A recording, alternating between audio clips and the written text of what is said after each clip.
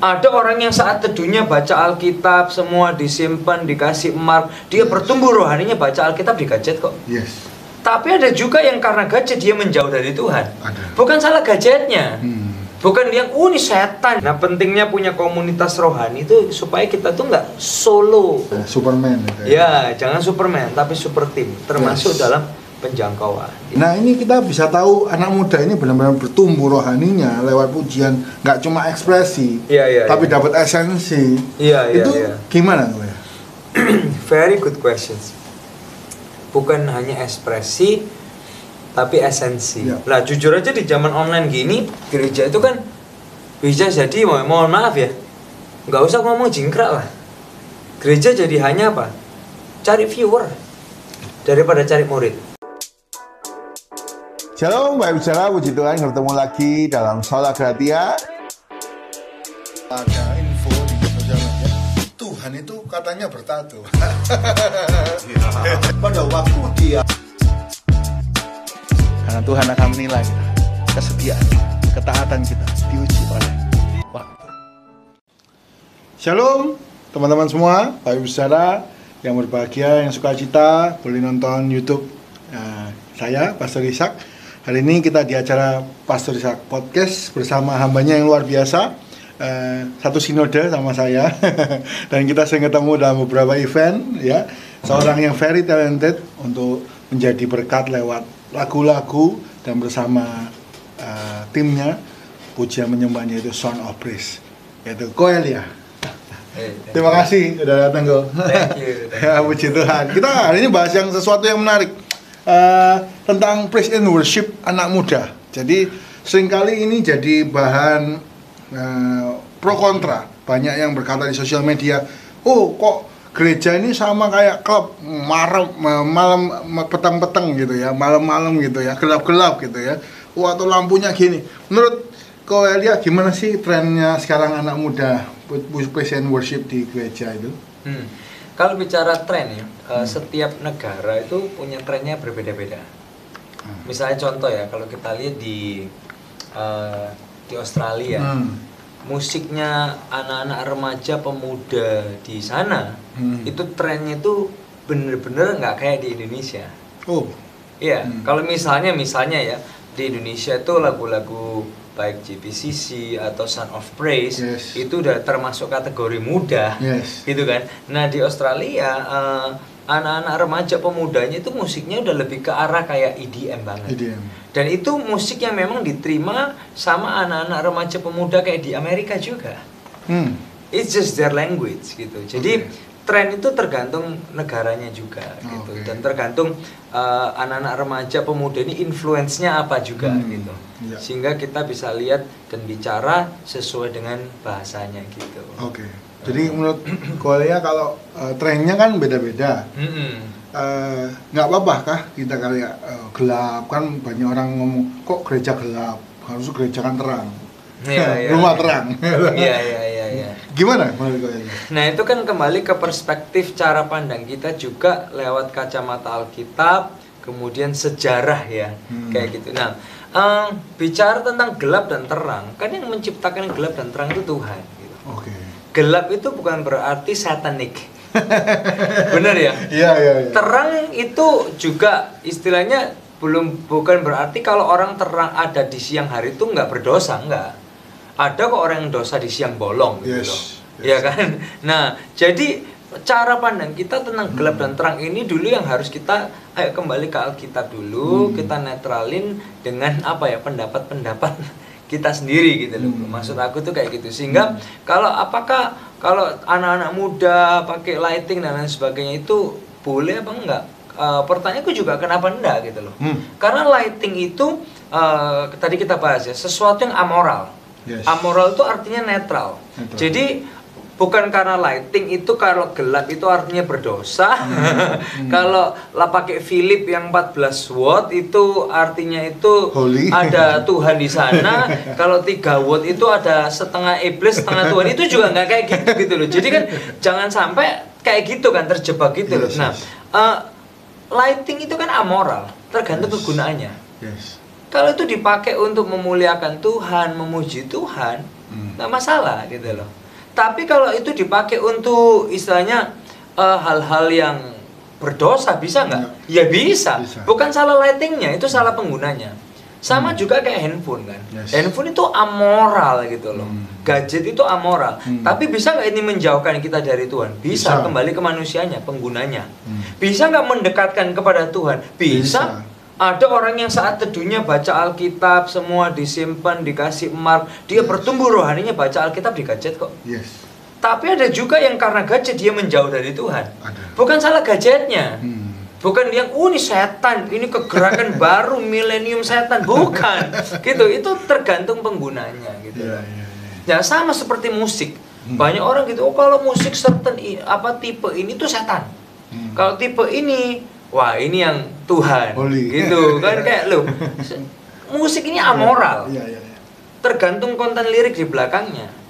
Kalau itu bicara tentang kayak immoral seks dan lain sebagainya, otomatis itu jadi immoral gitu loh. Tapi kalau dikasih lirik yang firman Tuhan itu jadi bagus gitu kan. Nah itu amoral gitu. Lighting itu juga amoral, tergantung tujuannya dan penggunaannya gitu. Jadi bukan berarti itu tempat itu menentukan semuanya, tapi digunakan untuk apa? Message-nya itu apa? Adakah genre yang khusus buat pujian menyembah ini bagusnya pakai ini gitu ya? Menurut Koelia ada nggak? Kalau spesifik genre, kalau di Indonesia itu gini, kalau di Indonesia itu masih lebih bisa ketebak. Oh musik gereja tuh kayak gini yang bisa diterima, yang masih bisa ngerti ya, dihargai gitu. Sedangkan kalau di Amerika genrenya itu udah lebih luas lagi gitu.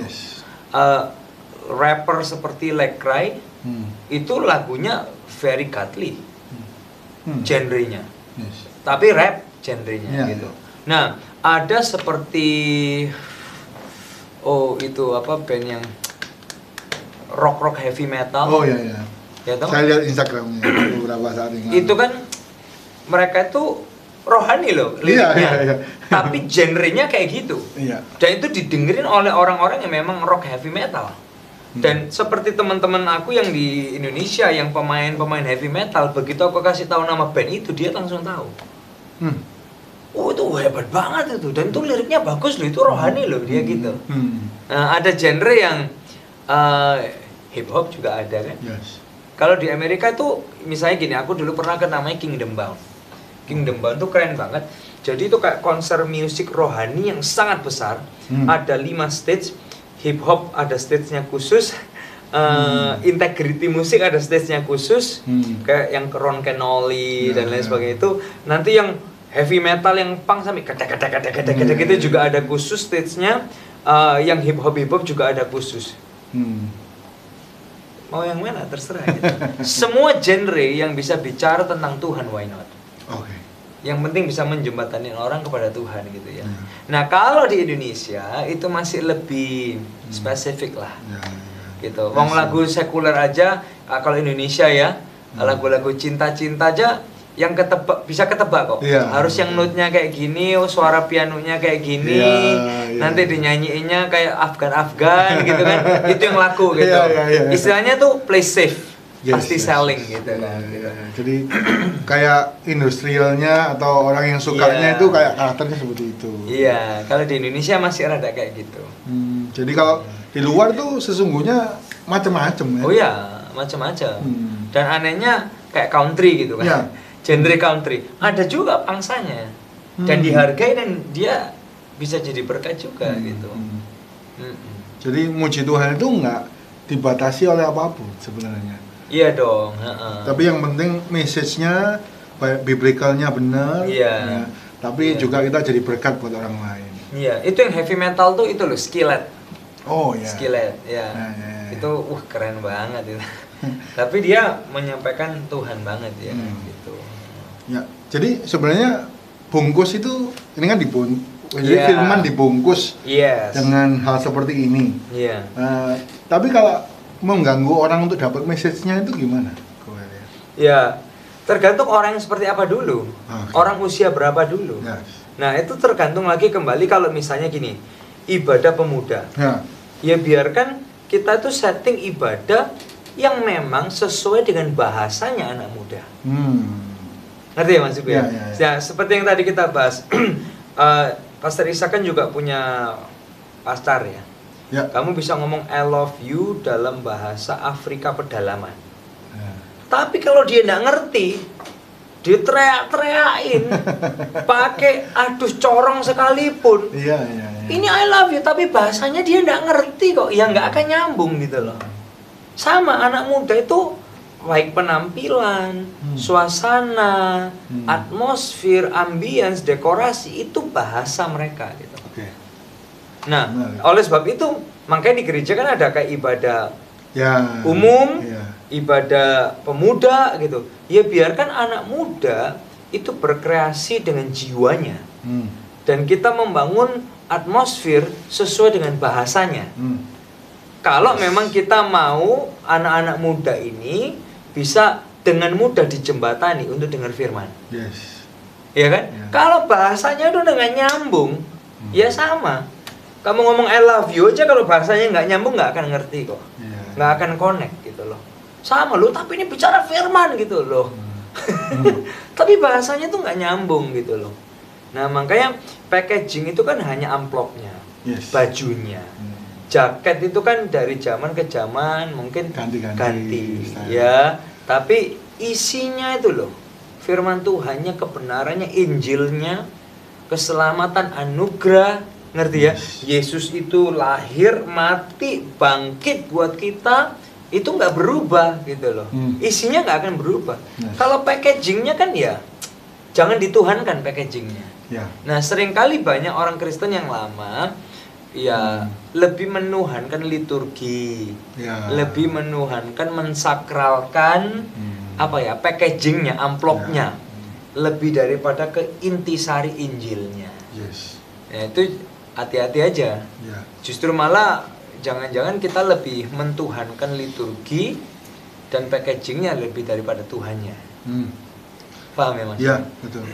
Ya itu salah satu alasan kenapa di Eropa itu benar-benar mengalami kemerosotan. Mungkin karena itu ya, message-nya nggak berubah, cuma bentuknya nggak sampai.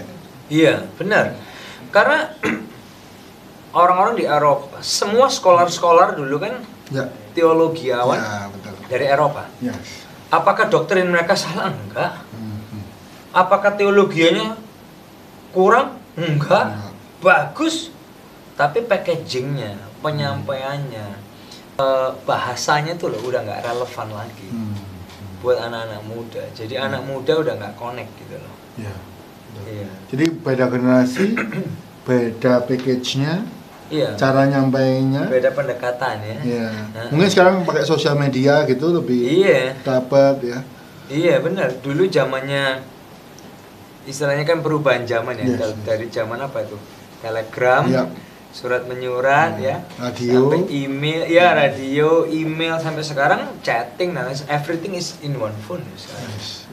So it's just the way it is. Kalau aku tahu sebagai orang kayak Alkitab elektronik dan Alkitab yang itu aja problem. Oh iya. Loh, aku still pakai buku. Kadang aku nyariin orang-orang pakai buku karena di situ kan untuk belajar eksposisinya, peletakannya. Tapi sekarang udah ada Alkitab apps itu yang ngikutin itu loh. Apakah yang satu lebih rohani daripada yang satu? Enggak juga loh. Ternyata handphone juga bisa kok membuat kita mengalami kemajuan rohani gitu loh. Packaging aja.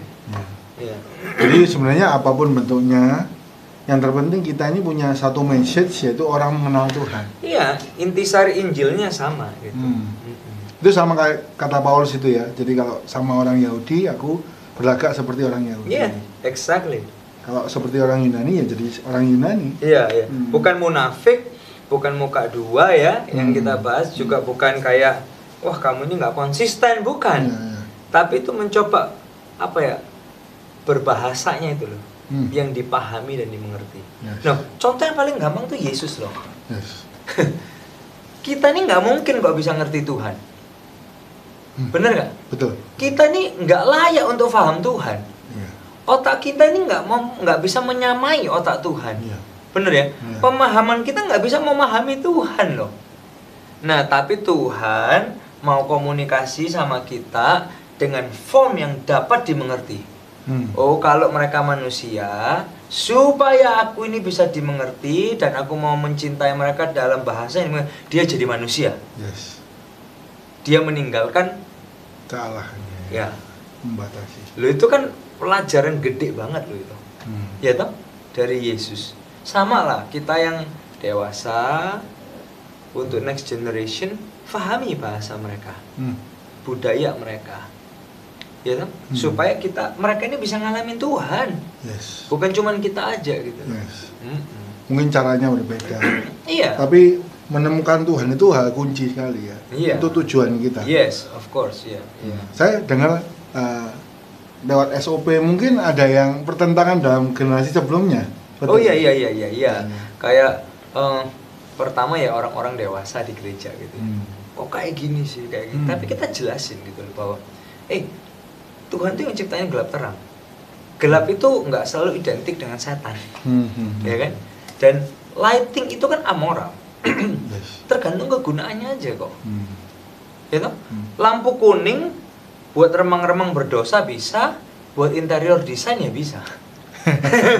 Ya toh? Itu amoral, nggak berarti semua yang kuning, lampu kuning itu dosa, enggak gitu loh. Hanya karena mungkin ya perubahan zaman dulu, karaoke itu kayak gitu, mungkin ya di zaman-zamannya 50, 60 gitu. Sehingga persepsinya itu kepegang kayak gitu. Nah, kita jelasin ke jemaat-jemaat yang dewasa. Terus juga ke opa kita. Nah, opa kita kan dari generasi yang berbeda. Dia juga pasti kan nggak kepingin kita jalan di jalan yang salah. Yes.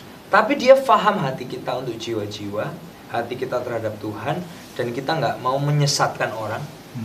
Ya toh? Nah, itu tujuan kita tuh jiwa-jiwa gitu. Nah, ketika dia lihat, akhirnya dia paham. Sampai akhirnya ya dia bilang bahwa ya zamannya berbeda, caranya berbeda, kayak gitu. Berapa lama ke Elia sama?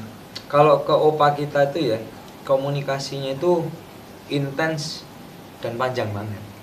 Gitu. 2006 kita pulang, itu kan pasti ya beda gaya kan. Iya betul. Dia juga dia tuh nggak salah menasehati kita. Iya. Gitu loh. Supaya kita ini nggak jalan salah gitu. Motivasi kita nggak salah, semuanya nggak salah. Walaupun gaya kita ini berbeda gitu. Sampai ya setahun 2 tahun sebelum dia berpulang gitu loh. Itu baru kita itu bisa kayak dia itu bisa memahami lah. Gitu. Oh, kenapa dan lain sebagainya. Ya 13 tahun lebih ya. Lama banget itu. Komunikasinya intens. Makan waktu juga ya harus diprioritasin gitu kan istilahnya gitu. Berarti untuk anak-anak muda mungkin di gerejanya ngalami penolakan. Iya. Dari gembala. Jadi jangan putus harapan. Iya, jangan. Iya, jadi deketin aja. Iya. Kita tuh seminggu bisa kayak 2-3 kali datangin dia, nemenin makan siang, makan siang bersama. Walaupun dimarah-marahin nggak apa-apa. Kita kan tahu dia itu nggak benci kita. Ya. Dia sayang gitu loh.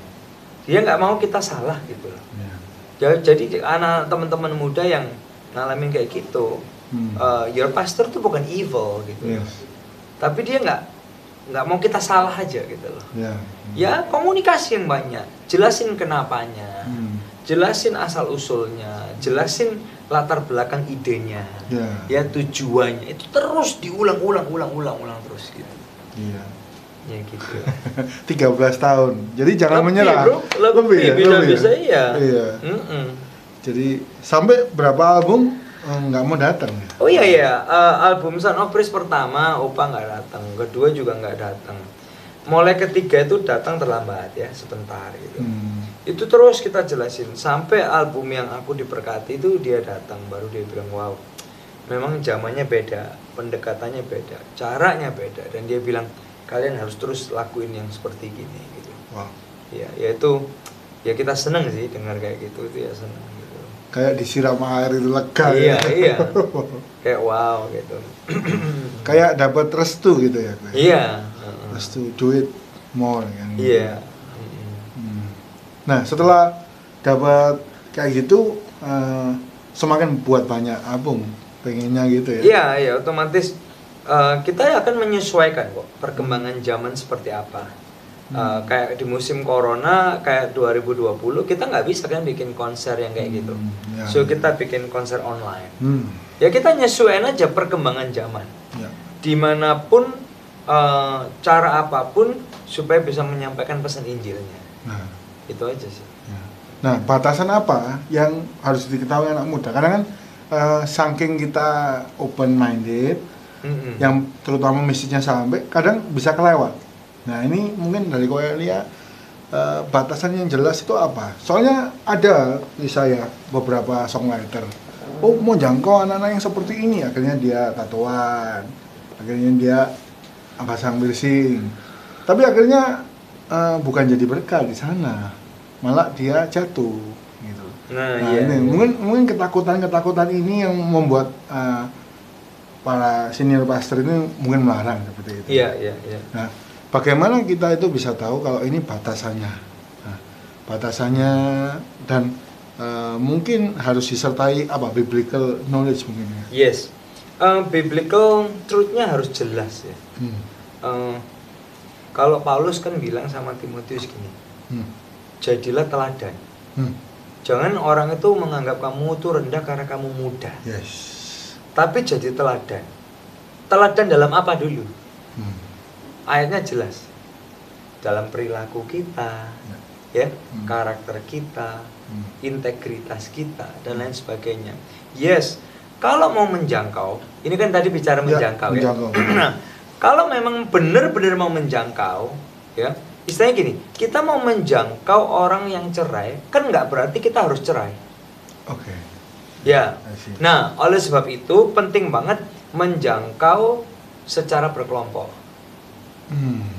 Paham ya? Jadi nggak sendirian. Kalau mau menjangkau orang cerai ya jangan sendirian. Ngajak beberapa teman. Ngerti kan? Dan kita nggak harus cerai dulu juga. Menceraikan istri kita supaya kita bisa menjangkau orang yang bercerai. Nggak juga gitu. Tapi bisa mengajak kawan yang mungkin pernah mengalami situasi itu, ya kan? Makanya menjangkau berkelompok ini penting banget. Yes. Ini menjagai kita. Ya, betul. Ini akuntabilitas kita. Gitu. Nah, pentingnya punya komunitas rohani itu supaya kita tuh nggak solo, superhero Ya, itu. ya, Superman. Gitu Ya, jangan Superman, tapi super team, termasuk Yes. dalam penjangkauan gitu. Nah, kalau misalnya bicara tentang anting, tato ya, buat saya itu topik yang berbeda sih ya. Ya. Tapi intinya kalau memang mau jangkau orang yang contoh aja lah ya, nalarnya gitu ya. Orang mau jangkau orang cerai nggak berarti kamu harus nyerahin istrimu atau pasanganmu, nggak harus. Tapi kamu bisa menjangkau dengan tim.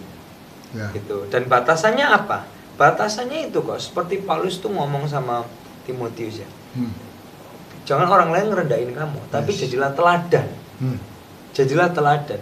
Jadi orang itu akan melihat contoh kita kan, generosity kita, kebaikan hati kita, ya, relationship yang kita mau bangun gitu loh, kayak gitu.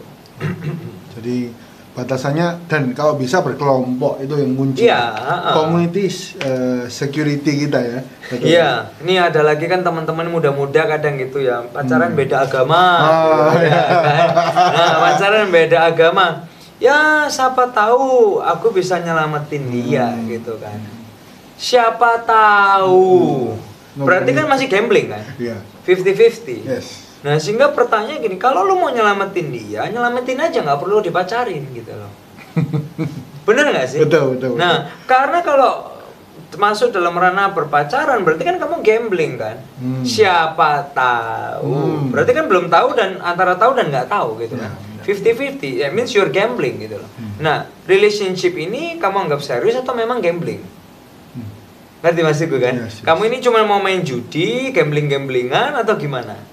If you wanna save atau reaching out, nggak harus dipacarin.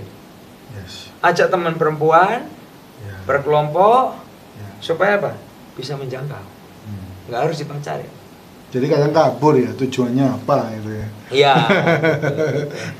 Sama tahu dua-dua bisa jalan.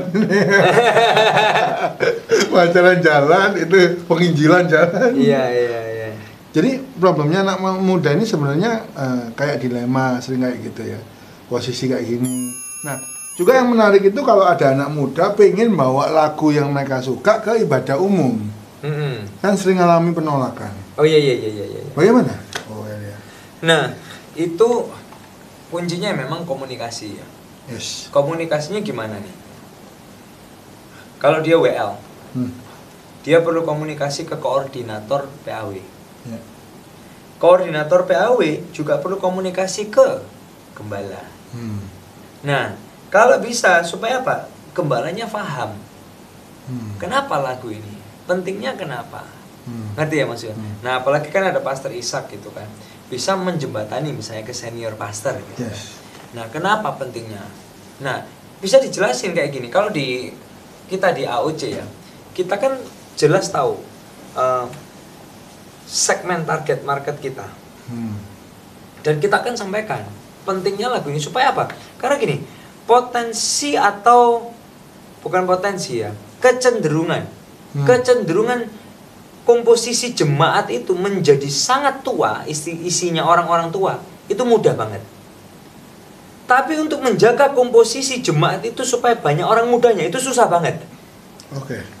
Ya, betul. Dan itu perlu fight banget. Yes. Sampai ada gereja-gereja di Singapura tuh yang ngitung.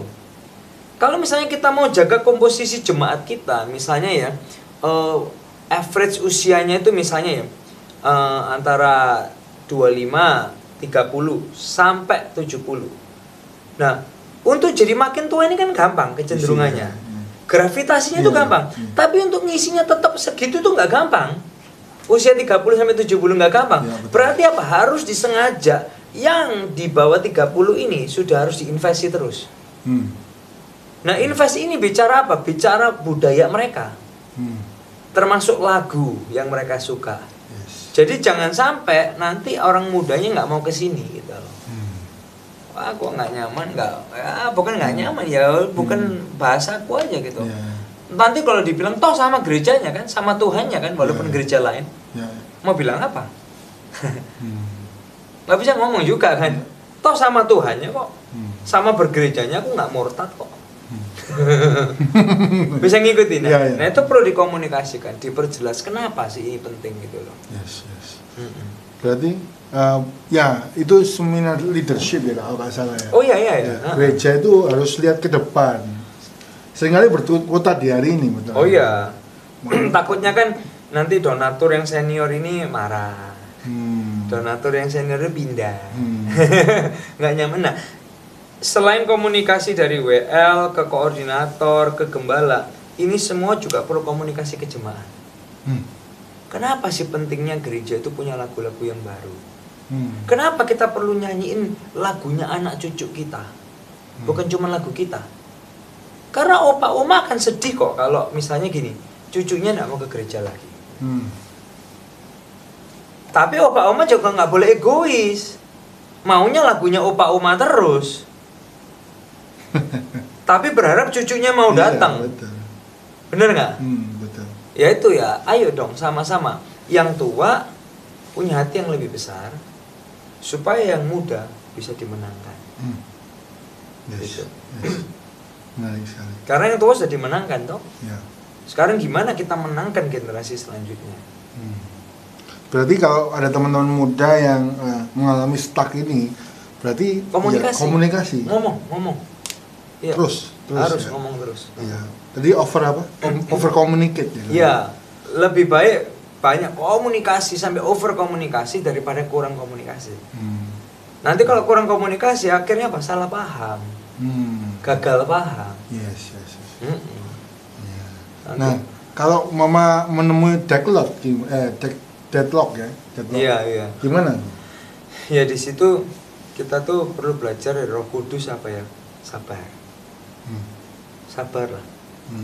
Kadang nggak keinginan kita di waktunya kita itu kan nggak harus kayak gitu kan. Yeah. Kadang sabar, terus ngomong terus, cerita terus, komunikasi terus. Sambil sabar gitu ya. Ya kadang kelemahan kita orang muda itu apa? Gak sabar. Iya betul. Cara muda. Ini, iya. Sekarang. Ngomong itu ya tolong direspon, berubah langsung gitu ya. Iya, Nggak segampang itu sih. Nah kita yang muda juga pahami.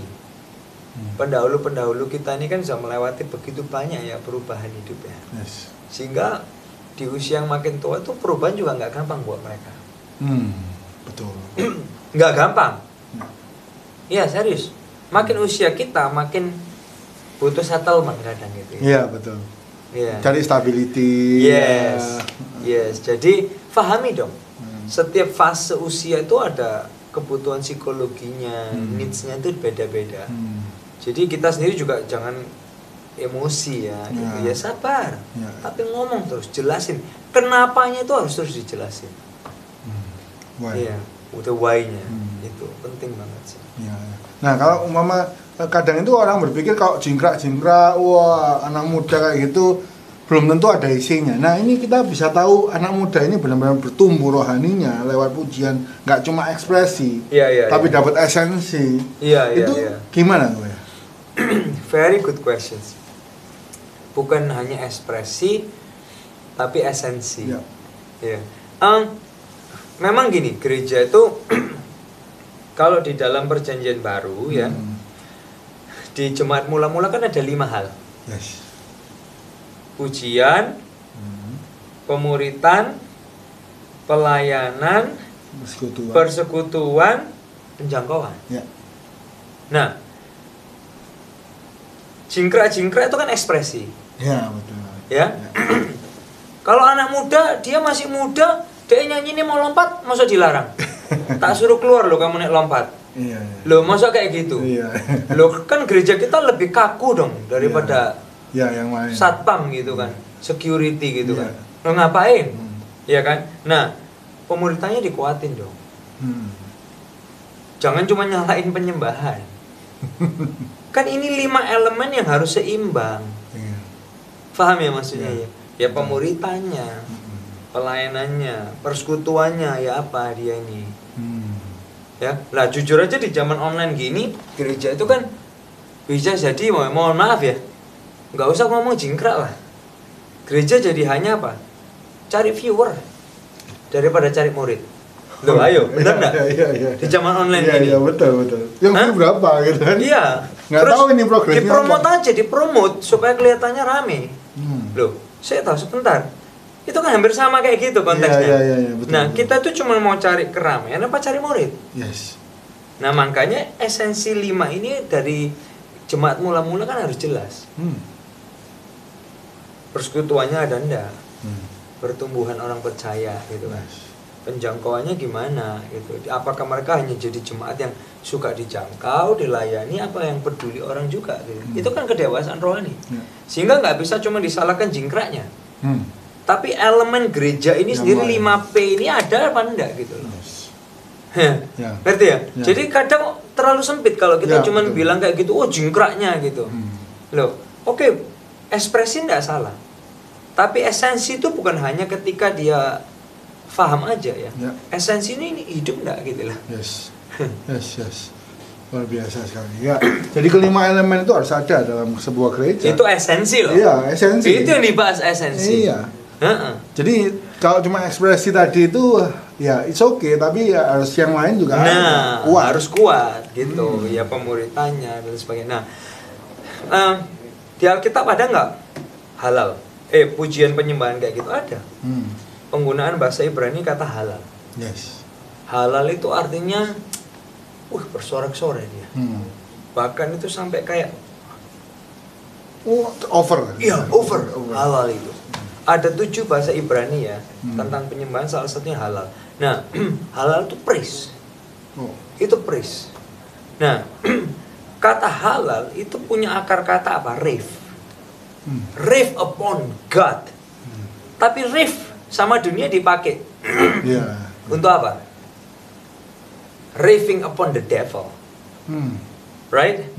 Nah, gereja ambil peran dong.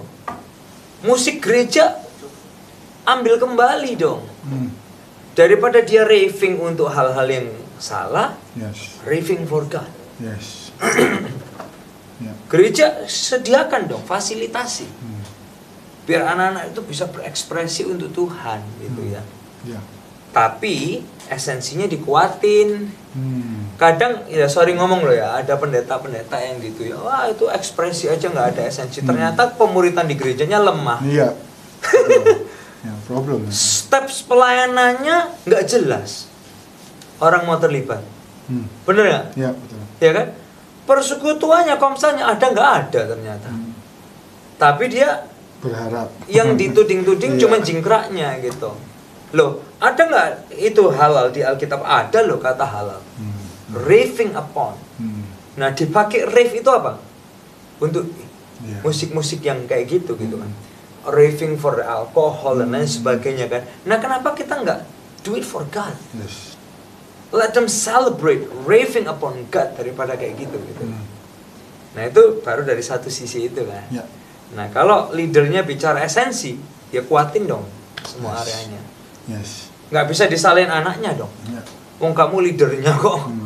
Bener nggak sih? Mereka ini kan orang muda yang masih harus terus dibangun. Yes. Nah, how do you create a sustainability system?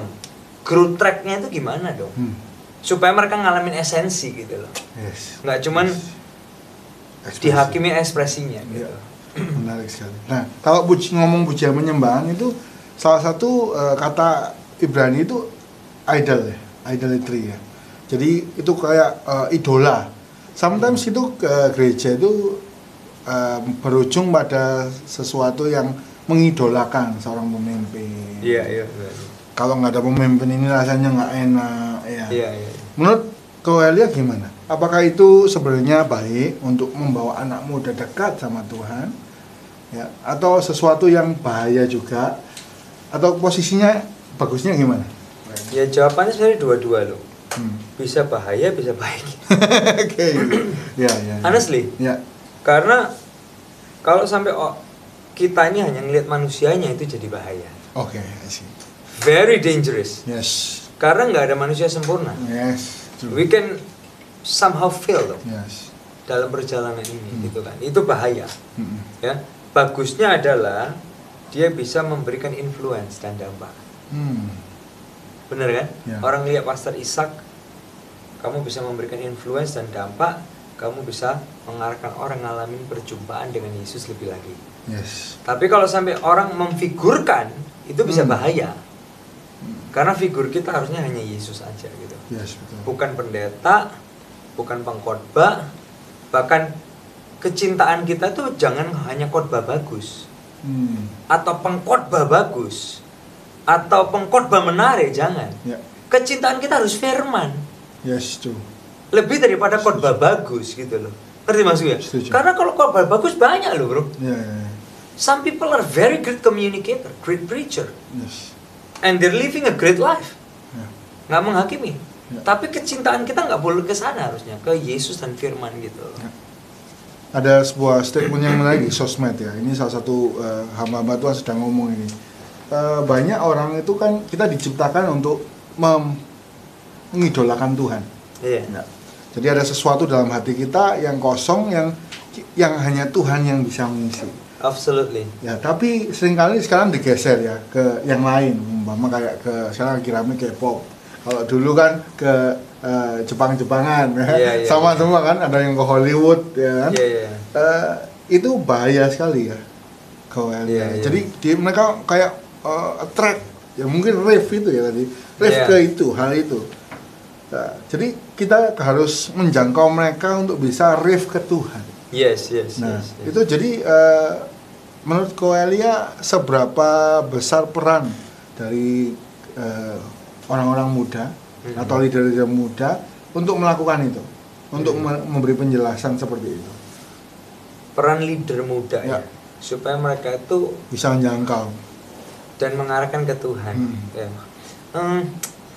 Perannya gede banget sih ya. Orang-orang kayak kita yang dikasih Tuhan kepercayaan ya. Yes. Ya. Orang lihat kita percaya sama kita loh.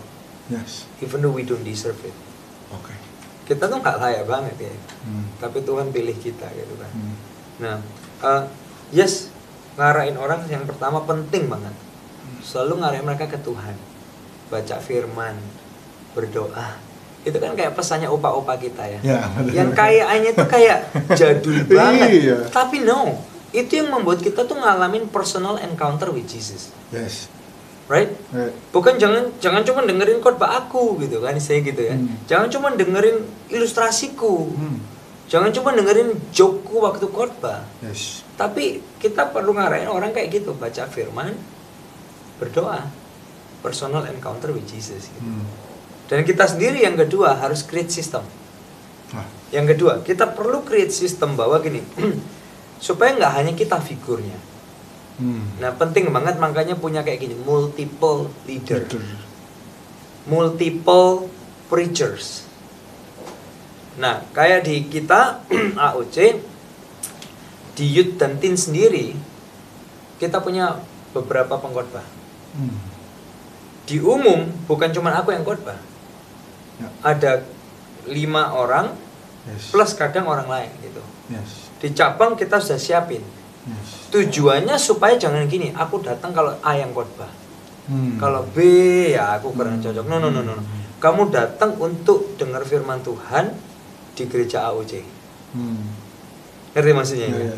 Firman Tuhan aja gitu. Yeah. Siapapun pembicaranya gitu. Jadi nggak just one figure. Nah, itu perlu create System. healthy system ya gitu. Multiple leaderships, multiple preachers gitu. Menarik sekali. Jadi kita harus bisa bawa generasi ini untuk kenal Tuhan. Iya. Itu. Fokusnya seperti itu. Dan yang kedua, creating healthy leadership. Yes. Nah, hal yang menarik yang saya tadi ngobrol sama Ko Elia adalah ketika Sound of Praise ini memiliki pesan untuk membawa orang kenal Tuhan. Ya, siapa Tuhan dan kita mampu sanggup karena Tuhan kita luar biasa. Jadi sebenarnya kita milih lagu harusnya seperti itu ya. Iya. Bukan yang tadi kita beberapa kali bahas, ucapkan ya, yang terlalu membuat kita down. Iya. Nah, jadi kita harus punya kejelian. Anak-anak muda harus punya kejelian untuk tahu Milih lagu. Dan bisa tahu ini message Tuhan apa bukan. Iya. Ya. Karena kalau di ya ini message-nya beberapa sosmed ini ngomong, kalau gereja nggak ada bedanya sama klub malam, loh nanti jadi sama kayak dunia. Nah, kira-kira batasnya bedanya ya itu ya kok ya, message-nya kita. Message-nya, that differentiates kita. Apalagi message-nya ya, kan bukan cuma motivasi. Oke. Bukan cuma positivism. Bukan cuman moralism, bukan cuman humanism, tapi message kita itu the gospel of Jesus Christ. He died for us when we don't deserve it. We are saved when we cannot save ourselves, and only by the grace of God. Itu kan? Itu yang differentiate kita gitu loh. Itu. Nah, pilihan lirik lagu termasuk kayak esensi message-nya harus ke sana ya. Kalau perkara packaging-nya, tampilannya itu kan hanya bahasa. Yang anak muda bisa relate ya. Contoh aja lah. Restorannya favoritnya opa-opa sama kafenya anak muda udah beda ambience. Betul. As simple as that gitu loh. Opa-opa mau ke restoran itu, cucunya nggak mau ikut. Tapi cucunya mau duduk di misalnya Singfutang misalnya gitu kan. Atau di kafe apa gitu kan. Ya itu kan apa? Karena mereka creating ambience, atmosphere yang bicara the language of that generation. Nah, termasuk gereja gitu loh. Apalagi kalau youth service ya. Ngapain kita creating youth service yang kayak opa-opa gitu kan. Which is opanya aja nggak datang gitu. Betul. Right? So packagingnya bisa berubah-ubah lah. Kita nggak tahu nanti in the next 20 years packagingnya seperti apa. Nah, itu tugas kita. Bisa release the next generation untuk do it your own language. Tapi tugas kita juga untuk mastiin the message doesn't change. The gospel of Jesus Christ. Iya toh? Iya. Menarik sekali. Jadi harus dimaksimalkan ya youth service. Iya dong. Nah, usia emas servis juga. Iya, itu usia emas ya, biar gayanya, Iya. lagunya, Iya. bajunya kan udah kelihatan ya, Iya. baunya, udah. Iya. Oh, punya bau yang khusus loh. Iya. Itu kan serunya ya, kalau muda Iya. parfuman ya. Iya. Kalau udah usia minyakan. Iya. Iya. Iya, benar. Iya, beda generasi ya. Iya. Seru.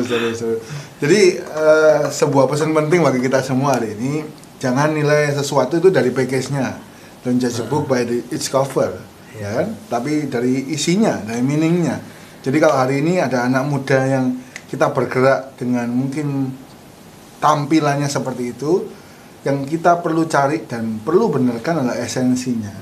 Selama message-nya itu tepat, jenis musik apapun, ya, bentuknya gimana pun, tapi sesuai sama firman ya, berkenan sama Tuhan, it's okay. Ya, seperti itu pesannya. Mungkin rapid question dulu sebelum kita tutup. Yang pertama, tantangan anak muda zaman sekarang lebih sulit daripada tantangan zaman dulu. Setuju apa enggak?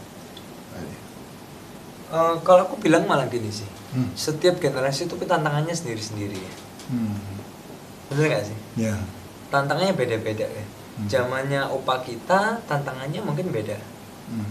Ya mungkin susah buat mereka gitu. Zamannya papa kita beda. Zaman kita beda lagi. Jadi setiap zaman punya tantangannya, kesulitannya sendiri-sendiri sih kalau aku bilang ya. Bukan berarti yang sering kali orang kan bilang gitu ya, wah dulu sih lebih, sekarang ini lebih susah gini-gini. Every generation has its own difficulties. Gitu. Malah kebalik bicara orang tua, lu enak lu. Sekarang iya. Sekarang lu enak, dulu susah. So setiap generasi ada kesukarannya sendiri-sendiri. Oke. Tapi kita harus menang. Oh ya, kita bukan berdoa supaya itu dilewatkan ya, tapi kita berdoa supaya kita dikuatkan. Yes. Dan dihiburkan. Kayak Paulus kan bilang gitu. Yes. Ada penghiburan dan kekuatan dalam penderitaan. Amin. Iya. Yes. Lanjut, kedua. PAW anak muda sesuai selera mereka atau mereka yang harus patuh kepada liturgi gereja. Nah, ini udah jelas tadi ya. Ya, language mereka. Yes. Mungkin bukan kayak sesuai atau patuh pada liturgi anak muda, bukan. Sekali lagi kita tidak mentuhankan liturgi. Yes. Tapi yang sedang kita bicarakan adalah reaching out to a generation. Sehingga when you are reaching out to the specific generation, you have to have the language. Yes. Bicara bahasanya. Kalau enggak susah gitu loh. Satu hal yang menarik, beberapa saat yang lalu saya dengar sebuah message ya dari pendeta internasional. Dia punya visi church without walls. Nah, berarti kan harus reaching out seperti itu ya. Iya. Kalau dia nangkapnya kayak gitu gimana? Jadi semua generasi dengan cara macam-macam itu bebas saja. Iya, sesuai bahasanya kan. Lah jujur aja kita punya hashtag kan Church for Sinners. Gereja untuk orang yang berdosa, yang nggak suka gereja. Makanya termasuk bahasa khotbah kita pun kita rubah. Oke. Iya, Shalom itu kan damai sejahtera. Yes. Salam. Kita buat orang yang baru, mereka nggak akan ngerti what is Shalom gitu loh. Itu Hebrew. Yes. Nah, kita ngomongnya selamat pagi aja gitu. Oke. Istilahnya tuh relate dalam bahasa yang dapat mereka mengerti. Sama kalau Yesus, Tuhan. Tuhan, kita nggak akan ngerti Tuhan. Hanya karena dia mau jadi seperti manusia. Merendahkan dirinya untuk kita, makanya kita bisa mengenal dia, tapi nggak akan sepenuhnya bisa memahami dia. Yes. Bener kan? Yes. Sama, the same thing gitu loh. Nah, termasuk bahasa-bahasa gerejawi, jargon-jargon rohani itu banyak kita rubah.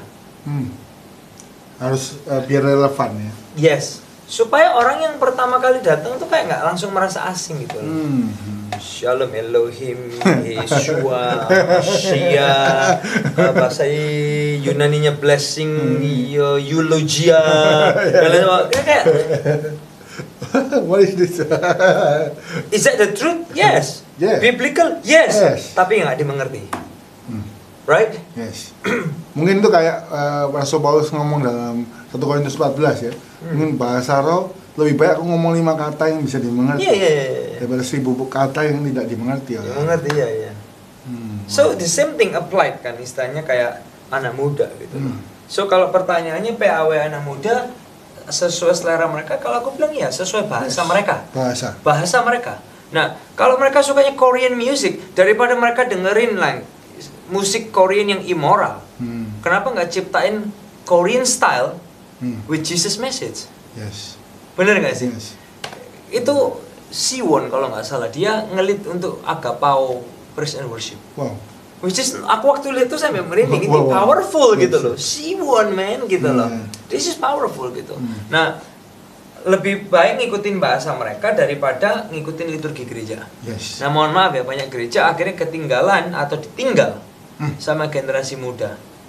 Mereka bukan jadi the first option, not even the second option. Yes. Not even the third choice. Yes. Karena apa? Karena mereka lebih mentuhankan liturgi daripada pengenalan anak-anak muda ini kepada Yesus. Wow. Itu reality ya? Oh ya, benar terjadi. Di Indonesia, di negara lain juga.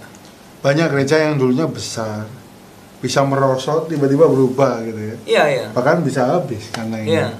Karena ini perubahan itu hal yang pasti. Iya, iya. Kita harus terus berubah, adaptasi gitu. Iya, iya. True. Wow. Lanjut. Yang ketiga, PAW senior yang anak muda paling susah yang mana? Jadi mungkin maksudnya kalau anak muda mau masuk PAW senior itu kan susah.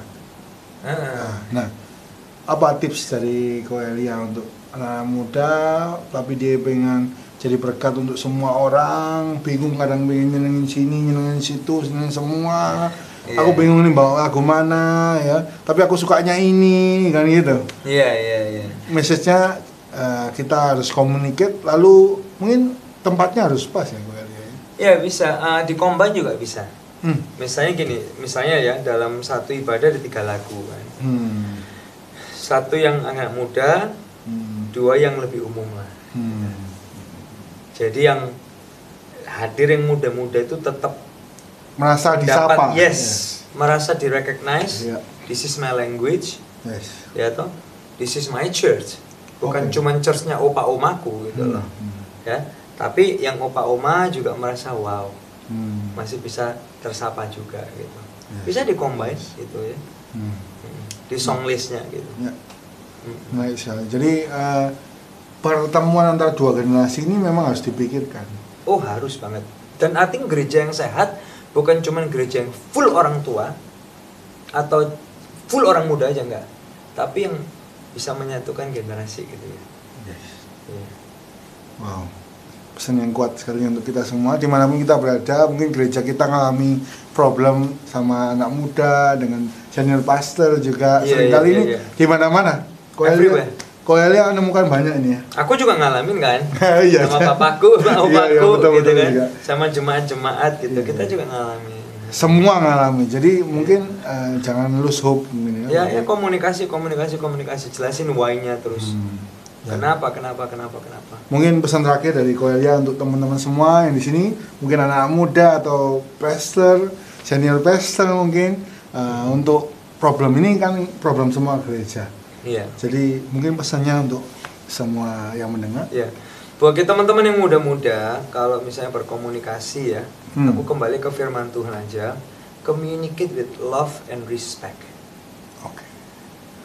Paulus ngajarin kan, kepada orang yang tua, pria yang lebih tua, anggaplah dia sebagai bapak. Kepada perempuan yang lebih tua, anggaplah dia sebagai ibu. So it talks about what? Love and respect. Bener kan? You love like your own father and you respect. Yes. Jadi teman-teman yang muda-muda ngomong ke senior pastor, ke pemimpin with love and respect. Dan kepada yang seusia, brothers and sisters. Ya, seperti saudara dan saudari. Itu bicara apa? Love and respect. So communicate with love and respect. Yes. Bukan merasa kita yang paling benar atau kita lebih tahu. Wah, lu jadul, gua yang modern. Nggak usah kayak gitu attitude-nya. Tapi communicate with love and respect. Kayak Alkitab aja ngajarin kita. Yes. Luar biasa sekali ya. Jadi love and respect. Jadi mungkin kalau ngalami seperti itu jangan lupa anggap senior pastor kita, bapak kita. Banyak anak muda mungkin terlalu over ya, gak ada respectnya, ya, rasa paling benar. Itu mungkin kita harus redam supaya dapat message dan mengalami perubahan untuk gereja kita jadi lebih baik dan lebih maju. Puji Tuhan. Mari sama-sama kita berdoa. Tuhan Yesus, kami datang kepadamu bersama hamba-Mu dan setiap orang yang mendengar hari ini. Mungkin kami mengalami masalah yang sama di gereja kami, gereja yang kami cintai, tentang perbedaan generasi dan apa yang ingin kami lakukan untuk menjangkau jiwa-jiwa. Kiranya Roh Kudus-Mu menjamah setiap kami dalam setiap apa yang kami komunikasikan. Seperti hamba-Mu ucapkan, Pastor Elia, kami boleh punya love and respect. Kami boleh menganggap senior pastor kami sebagai ayah ibu kami, dan kami boleh mengomunikasikan dengan baik.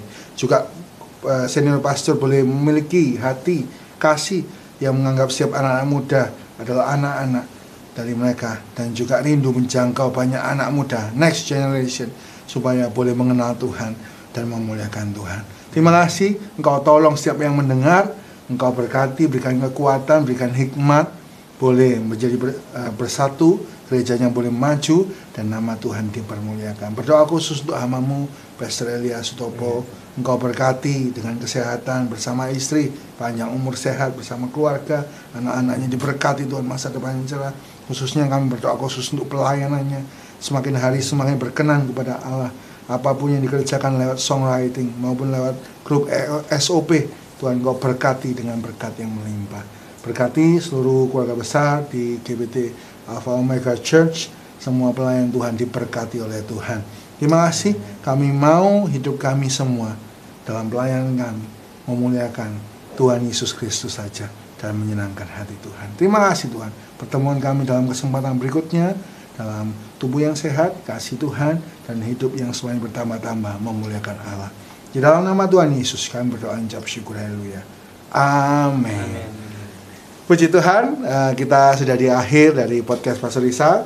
Semoga semua yang kami bincangkan ini menjadi jawaban bagi kita semua dan tidak lagi bingung, tapi dalam setiap problem kita punya love and respect untuk menyelesaikan semuanya, dan gereja kita diberkati maju dan memuliakan Allah. Bagi teman-teman yang suka, silakan tinggalkan like.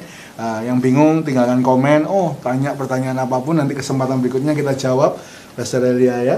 Lalu untuk yang pengen share, silakan di-share, dan jangan lupa subscribe ya. Dukung terus channel ini untuk jadi berkat bagi banyak orang, dan biarlah nama Tuhan dipermuliakan. Sampai jumpa dalam kesempatan berikutnya. God bless you all.